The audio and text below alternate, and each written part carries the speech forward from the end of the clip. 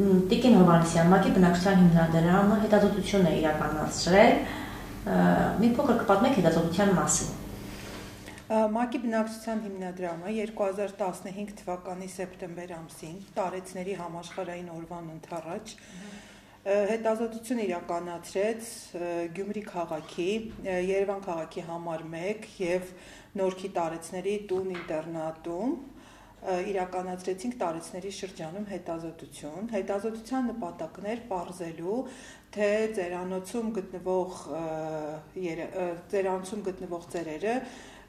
ինչ երեխաներ ունեն արդյոք երեխաներ թե ոչ, եթե ունեն նրանցից որքան են տղա երեխաներ, որքան են աղջիկները, այցելում են նրանց երեխաները թե ոչ, ինչ հաճախականությամբ, նմանատիպ հարցերի շուրջ։ Հետազոտվեցին տուն ինտերնատներում բնակվող բոլոր տարեցները և պարզեցինք հետևյալ պատկերը, որ այնտեղ բնակվում էին թվով 623 տարեցներ, որոնցից 284-ը ընդհանրապես երեխաներ չուներ։ Եվ դրանց շրջանում, հարցված տարեցների շրջանում, աղջիկ երեխա ունեին տարեցների 67%-ը և տղա երեխա ունեին տարեցների 72%-ը։ Այցելությունների առումով վիճակագրությունը ինչպիսին է, տղաներն են ավելի հաճախ այցելում ծնողներին, թե աղջիկները, թե ընդհանրապես չէին այցելում։ Մենք շատ համառոտ հարցաշար էինք մշակել և այնտեղ հարցնում էինք ընդամենը ձեզ այցելում են ձեր երեխաները թե ոչ և ինչ հաճախականությամբ են այցելում։ Հարցման արդյունքներով ուրեմն մենք պարզեցինք, որ տղաների 61%-ը ընդհանրապես չէր այցելում իրենց ծնողներին և աղջիկների 49%-ը ընդհանրապես չէր այցելում իրենց ծնողներին։ Եվ ինչն էր շատ հետաքրքիր այս հետազոտության մեջ, որ մենք բացահայտեցինք մի բան, որ տուն ինտերնատներում բնակվող տարեցները 365 տղա ունեին և 354 աղջիկ։ Այսինքն թվերը շատ մոտիկ են և տղա երեխա և աղջիկ երեխա ունեցող տարեցների թիվը գրեթե նույնն էր։ Դուք ձեր հետազոտություններից հետո ինչ եզրահանգման եկաք, որի համար նաև հետազոտությունն էիք անցկացրել, ինչ կարողացաք ամփոփել։ Հանրապետությունում, ինչպես գիտեք, գոյություն ունի այդ արուզավակի նախապատվության ֆենոմենը, որ կա կարծրատիպ, որ տղա երեխան դա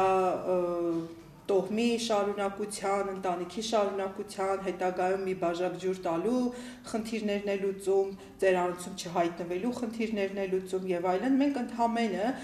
փորձեցինք հասկանալ, արդյոք ծերանոցներում գտնվող տարեցները ունեին աղջիկ երեխա, թե տղա երեխա։ Ընդամենը դա էր մեր հետազոտության նպատակը, միգուցե մենք հարցնեինք շատ ավելի խորքային պատճառներ, բացահայտեինք, հասկանայինք, որ տարեցների երեխաների մի մասը գտնվում է արտերկրում, դրա համար չեն այցելում։ Մենք ընդամենը հարց ենք տվել, այցելում են ձեզ, թե ոչ։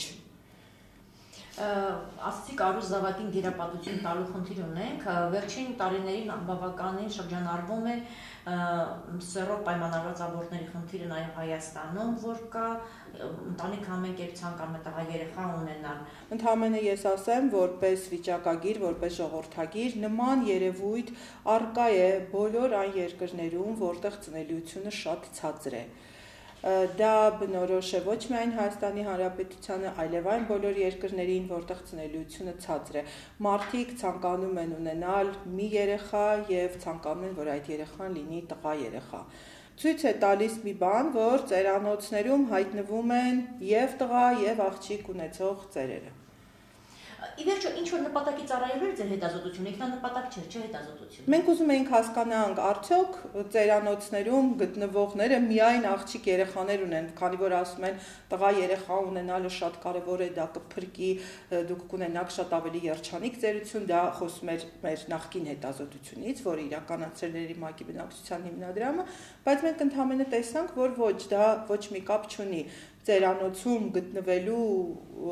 պատճառ չի կարող լինել երեխայի սեռը։ Ձեր հետազոտությունը ավելի խորքային հետազոտություն պահանջում է կամ ցանկություն կա շարունակելու, որովհետև ի վերջո այս